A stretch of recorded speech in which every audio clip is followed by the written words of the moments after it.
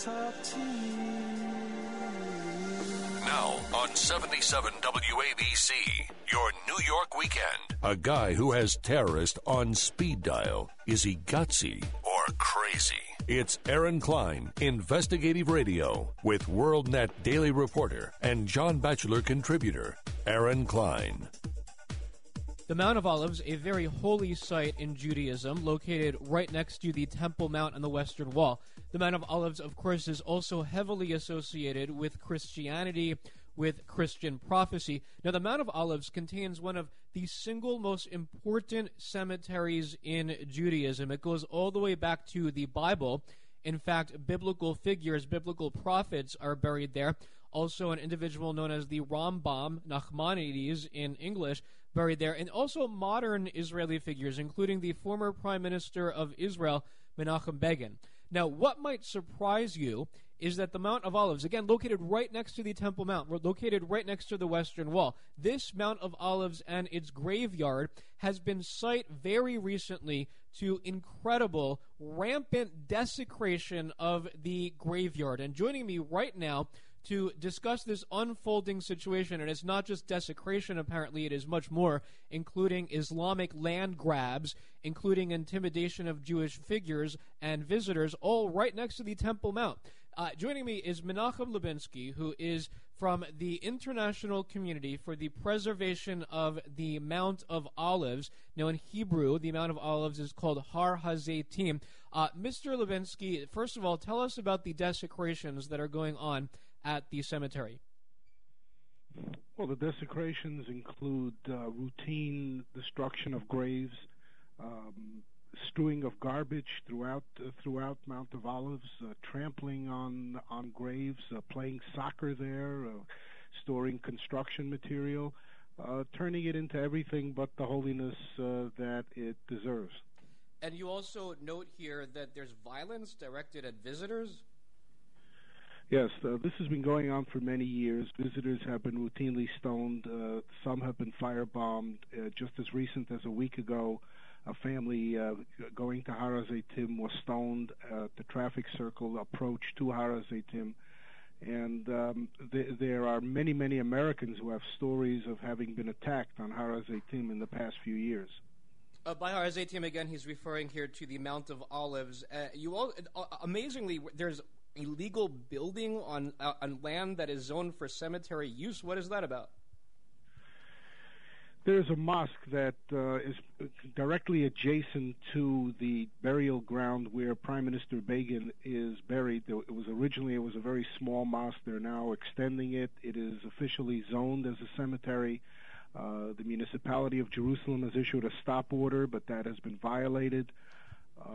And it's kind of like an eyesore, and aside from the fact that many thousands of mourners who can't have access there because the parking lot is used by the mosque.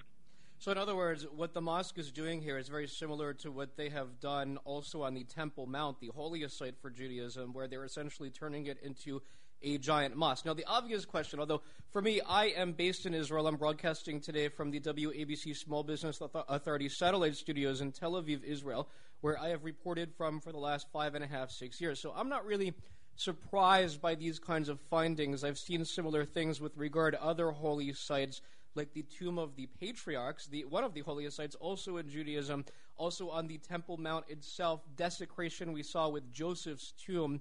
I reported from there at the time and afterwards, and it's in one of my books, Smoozing with Terrorists, where I personally talked to the Islamic desecrators of Joseph's tomb. They claim that it's a very holy site in Islam. At least that's what they did until the Jews got out, and then they burned part of it down and then turned some of that into a mosque. So I'm not surprised by this, but the obvious question is, how in the world is this going on in Israel, in a Jewish state, in one of the holiest cemeteries in the Jewish tradition? How is it possible that this is happening? Well, to begin with, the reason that my brother Abe founded this committee in May of 2010 was because the state controller of Israel, Michal Lindenstrauss, came out with a stinging 24-page report, in a sense, indicting previous governments for the neglect that has been going on the Mount of Olives since 1967. As it turns out, our parents, my brothers and my parents, are buried on the Mount of Olives. So we've been going there for at least 25 years, and we've seen some of that desecration firsthand.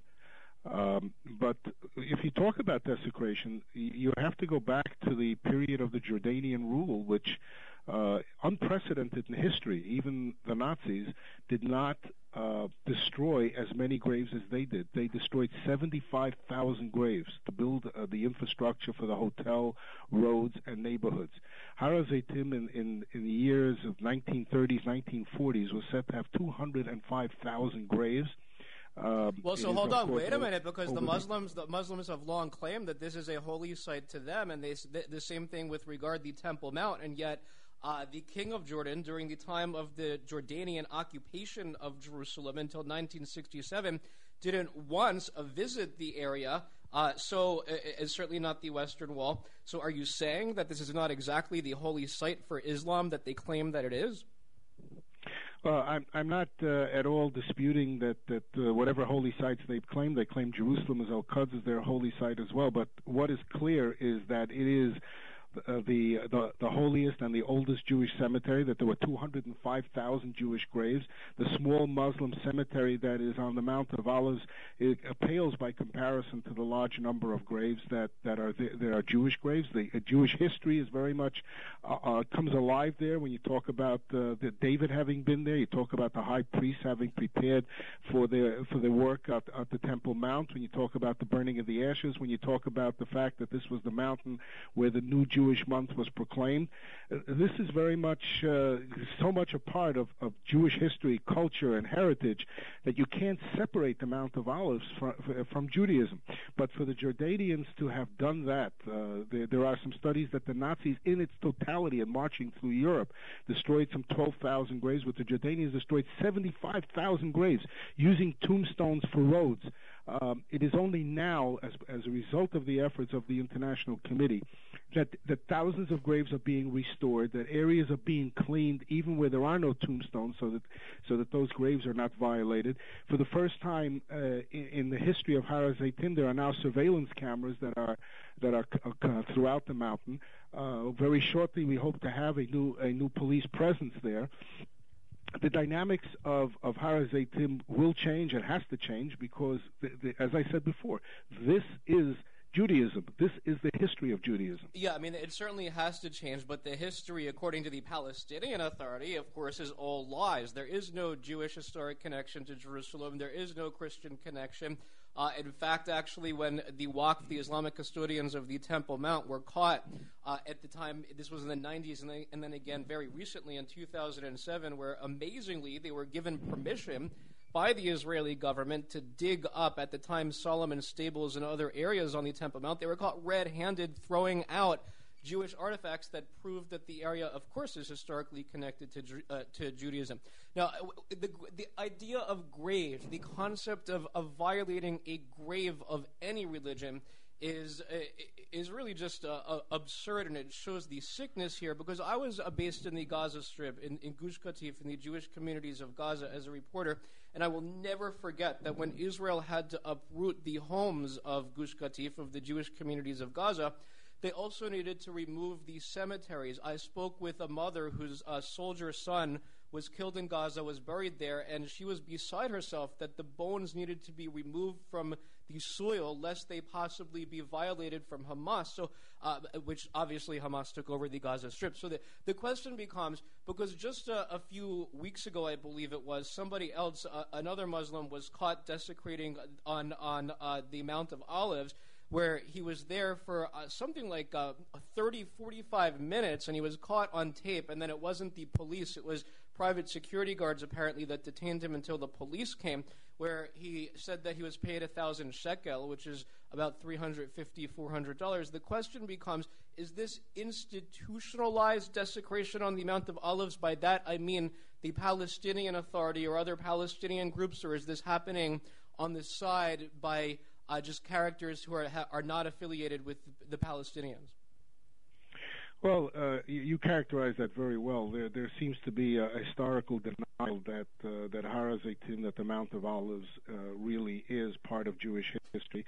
if you talk to the Palestinians, this becomes all just a part of the larger Ras Al Abu neighborhood. Hence, they play soccer there, schoolgirls go to work through the cemetery, workers walk on the graves.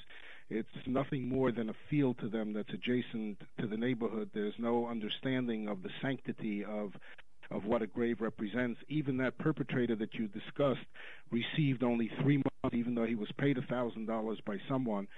In the United States, if you destroy a grave, in New York State, for example, there's a minimum jail sentence, mandatory jail sentence of 3.5 to 4 years. Yes, and the guy here received 3 months. That to destroy a grave is to destroy someone's history, someone's connection to his loved ones.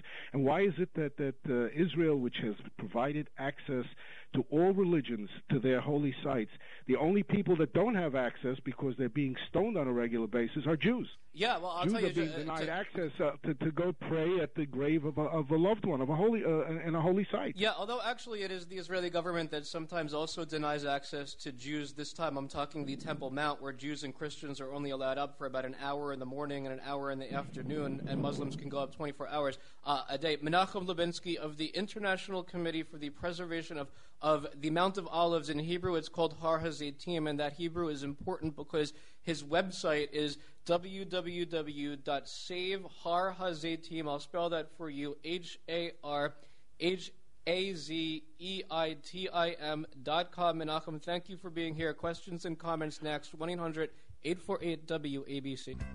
Now, I should tell you that all of the information that I enumerated for you today on this program is posted right now at kleinonline.com. Check it out.